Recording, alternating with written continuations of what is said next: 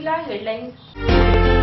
पर्यावरण मंत्र्याच्या आदेशाला नांदेड व्यापाऱ्यांनी दाखवली केराची टोपली, सर्रासपणे होत आहे प्लास्टिक पिशव्यांची विक्री।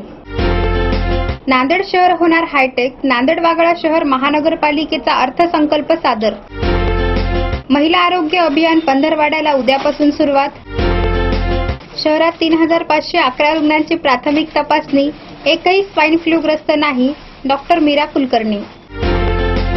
आता बातमीपत्र विस्ताराने। नांदेड वागळा शहर महानगरपालिकेचा 2015-2016चा अर्थसंकल्प आज सादर करण्यात आला। या अर्थसंकल्पातून मागील वर्षाच्या करामध्ये कसल्याही प्रकारची घट व वाढ करण्यात आली नाही। नांदेड शहराचा मागील कालावधीत झालेल्या विकास कामाचे संवर्धन व नांदेड शहर हायटेक करण्याच्या दृष्टीने नांदेड शहरास वायफाय सेवा पुरवण्याचा मानस या अर्थसंकल्पात करण्यात आला। नांदेड वागळा शहर महानगरपालिकेचे 2015 ते 2016चा अर्थसंकल्प आज प्रस्थापित करण्यात आला। या अर्थसंकल्पात 237.93 कोटीची तरतूद करण्यात आली आहे। या अर्थसंकल्पात कोणत्याही वस्तूचे कर वाढवले नसून किमती कमीही करण्यात आल्या नाही, हे विशेष। 2015 ते 2016च्या संकल्पनामध्ये शहरात मागच्या काळात झालेले विकास कामांची निगा राखणे महत्त्वाचे असून त्यांचे आवाहन महानगरपालिकेसमोर आहे। शहरात BSUP व JNNURM अंतर्गत मोठा निधी उपलब्ध झाला होता, त्याअंतर्गत विकास कामेही करण्यात आलेली आहेत, ते टिकवणे म्हणजे महत्त्वाचे। त्याचबरोबर केंद्र शासनाने घोषित केलेल्या स्मार्ट सिटी योजनेत नांदेडचा समावेश करण्याच्या दृष्टीने प्रयत्न पुढील काळात होणार आहेत। यामध्ये शहराला हायटेक स्वरूप आणण्याचा आयुक्त मानस दिसत आहे। आजच्या काळातील वाढती इंटरनेटची मागणी व कामाची गती वेगवान झाली पाहिजे, या हेतूने वायफाय बसवण्याचा मानस या अर्थसंकल्पात केलेला आहे। आज स्थायी सभापति को साल 2015-16 का 591 करोड़ का बजट रखा गया। उसमें रेवेन्यू इनकम 237 करोड़ का है और बाकी जो अमाउंट है वो गवर्नमेंट ऑफ महाराष्ट्र का और गवर्नमेंट ऑफ इंडिया के ग्रांट से महापालिका को मिलेगा। शहरातील क्रीडा संकुलचे होत असलेले सुशोभीकरण याला अनुसरून उच्च प्रशिक्षित तज्ञांची व्यवस्था करण्यात येणार आहे। त्याचबरोबर सिडको येथील क्रीडा संकुलात स्विमिंग पूलचे कामही हाती घेतले आहे। सिडको हडको या भागासाठी पाणी पुरवठा व जलनिस्सारणासाठी 150 कोटी रुपये मंजूर झाले आहेत। मागच्या वर्षातील त्रुटींचा असला तरी मनपाने यावेळी करामध्ये वाढ केली नाही, हे नागरिकांसाठी विशेष। स्वाईन फ्लू या आजाराचा भीषण चेहरा पुढे आला असून आता देशासह नांदेड जिल्ह्यातही या आजाराची भीती कायम आहे। नांदेड शहरातील 3511 रुग्णांची प्राथमिक तपासणी शहरातील एकूण 6 झोनमधील दवाखान्यात करण्यात आली। त्यात एकही रुग्ण स्वाईन फ्लूग्रस्त आढळलेला नाही, अशी माहिती डॉक्टर मीरा कुलकर्णी यांनी दिली आहे। हिमाचल प्रदेश, उत्तरांचल सारख्या बर्फाच्छादित प्रदेश, राजस्थान सारख्या वाळवंटी प्रदेश, मध्य प्रदेश मधील जंगली भाग तसेच महाराष्ट्र, गुजरात सारख्या किनारपट्टी भाग अशा संपूर्ण देशाला स्वाईन फ्लूने वेळा घातला आहे। या आजाराचा भीषण चेहरा पुढे आला असून अवघ्या 2.5 महिन्यात स्वाईन फ्लूच्या आजाराने आतापर्यंत 600च्या जवळपास जणांचा मृत्यू ओढवला आहे। यापैकी 100 जण अवघ्या 3 दिवसात दगावल्याची माहिती केंद्र सरकारतर्फे जाहीर करण्यात आली। नांदेड जिल्ह्यातील देगलूर येथेही एका इसमाचा स्वाईन फ्लूच्या आजाराने निधन झाले आहे।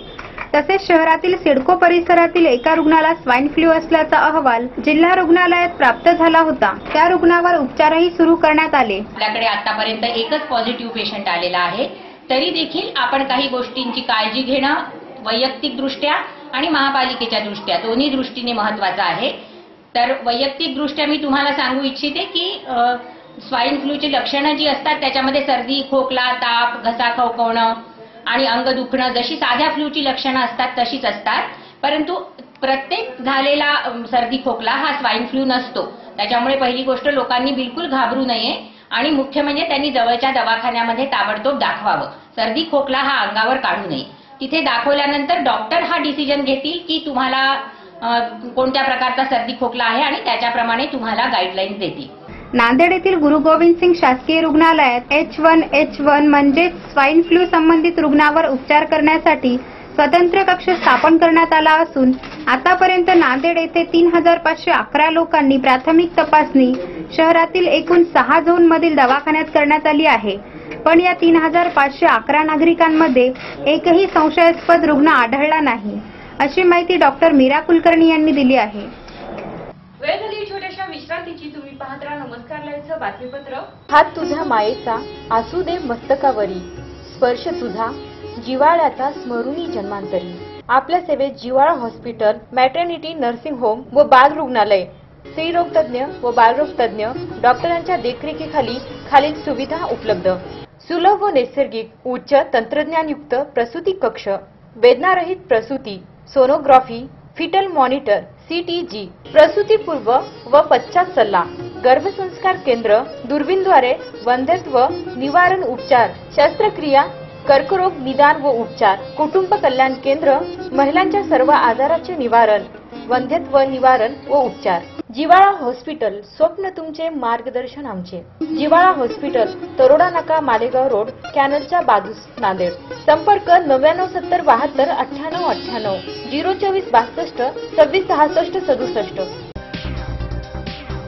शुभेच्छा पाठवा सुंदर बुकेसह. संपूर्ण भारतात आणि 190 देशात कुठेही बुके पाठवण्याची सोय फक्त फ्लॉवर अँड फ्लॉवर्सवर. Bouquet, stage decoration, room decoration आणि कार डेकोरेशनचे सृजनशील नाव flower and flowers, centre point, Shivajinagar, Nanded. संपर्क 73 50 62 56 56.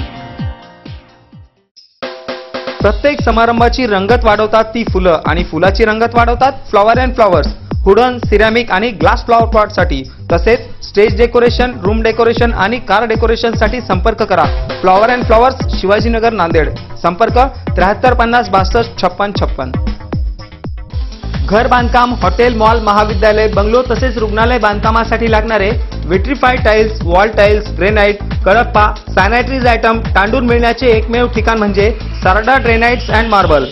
घराच्या सुशोभीकरणासाठी बाथरूम, टॉयलेट, पार्किंग, किचनवटा आदींची उभारणी मार्बल शिवाय होणार कशी? त्यासाठी संपर्क करा Sarda granites and marble, Vidyutnagar, Nanded. तसेच गुंडेवार पेट्रोल पंपाजवळ, आनंदनगर, नांदेड. संपर्क 94 23 03 50 35. विश्रांतीनंतर पुन्हा एकदा आपलं स्वागत. 50 मायक्रॉन पेक्षा कमी जाडीच्या प्लास्टिकच्या पिशव्यांवर सरसकट बंदी घालण्याचा निर्णय पर्यावरण विभागाने घेतला असून पर्यावरण मंत्र्यांच्या आदेशाला नांदेड येथील व्यापाऱ्यांनी तेलाची टोपली दाखवत सर्रासपणे प्लास्टिकच्या पिशव्यांचा वापर मोठ्या प्रमाणात चालू आहे. तरी कुंभकर्णी झोपेत गेलेली महानगरपालिका यावर ठोस पाऊल उचलत नाही, अशी चर्चा आता नागरिकांमधून ऐकायला मिळत आहे. कोकण विकासासाठी समिती स्थापण्याचा निर्णय घेतलेला असतानाच पर्यावरण मंत्री रामदास कदम यांनी आणखी एक महत्त्वपूर्ण निर्णय घेतला आहे. ते म्हणजे 50 मायक्रॉनपेक्षा कमी जाडीच्या प्लास्टिकच्या पिशव्यांवर सरसकट बंदी घालण्याचा निर्णय पर्यावरण विभागाने घेतला आहे. सोबतच 8x12 आकाराची आणि 50 मायक्रॉनपेक्षा कमी जाडीच्या पिशव्यांवर ही बंदी असेल असं ते म्हणाले होते. यापेक्षा कमी जाडीच्या प्लास्टिकचं विघटन होत नाही, त्यामुळे पर्यावरणाचा ऱ्हास होतो. ही समस्या लक्षात घेता पर्यावरण मंत्र्यांनी हा निर्णय घेतला आहे. पण पर्यावरण मंत्र्याच्या आदेशाला नांदेड येथील व्यापाऱ्यांनी केराची टोपली दाखवत सर्रासपणे प्लास्टिक पिशव्याची विक्री मोठ्या प्रमाणात होत आहे.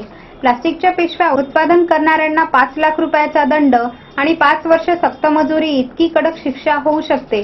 पण असे असले तरी नांदेड शहरात मात्र मोठ्या प्रमाणात प्लास्टिकच्या पिशव्यांचा वापर होताना दिसत आहे. पण कुंभकर्णी झोपेत गेलेली महापालिकेने मात्र आतापर्यंत कुठलीच कारवाई केलेली दिसत नाही, अशी चर्चा नागरिकात होत आहे. दरवर्षी भारतामध्ये गरोदरपणा व बाळातपण संबंधित असलेल्या समस्येमुळे लाखभर महिला मृत्युमुखी होतात.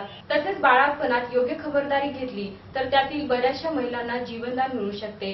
त्याच पार्श्वभूमीवर नांदेड वाघाळा शहर महानगरपालिका नांदेड यांच्यातर्फे महिला आरोग्य अभियान पंधरवाड्याचे आयोजन दिनांक 26 फेब्रुवारीपासून ते 12 मार्च पर्यंत करण्यात आले आहे. दरवर्षी भारतात गरोदरपणा व बाळंतपणा संबंधित समस्यामुळे लाखभर स्त्रियांचे मृत्युमुखी पडत असताना गरोदरपणात, बाळंतपणात तसेच बाळंतपण नंतर जर योग्य तपासणी खबरदारी घेतली तर त्यातील बरेचसे मृत्यू टाळता येण्यासारखे आहेत. यासाठीच नांदेड वाघाळा शहर महानगरपालिका नांदेड यांच्यातर्फे महिला आरोग्य अभियान पंधरवाड्याचे आयोजन दिनांक 26 फेब्रुवारीपासून ते 12 मार्च पर्यंत केले आहे.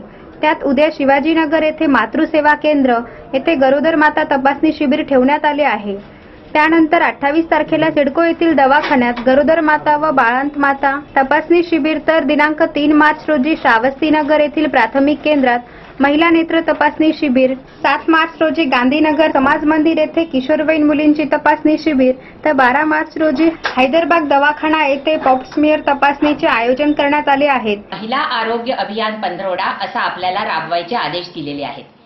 या पंधरवड्याचं घोषवाक्य असं आहे, मुलगी वाचवा, सुरक्षित मातृत्व, स्वच्छ आणि सुसज्ज दवाखाना. संपूर्ण या 15 दिवसामध्ये महिलांच्या आरोग्यावरती जास्तीत जास्त भर दिले जावे असं सांगण्यात आलेलं आहे. नांदेड महानगरपालिकेच्या अंतर्गत आमचे जे नवनियुक्त आयुक्त आहेत सुशील खोडवेकर, त्यांच्या मार्गदर्शनाखाली आम्ही हा पुढच्या पंधरवड्याचा पूर्ण कार्यक्रम आखलेला आहे.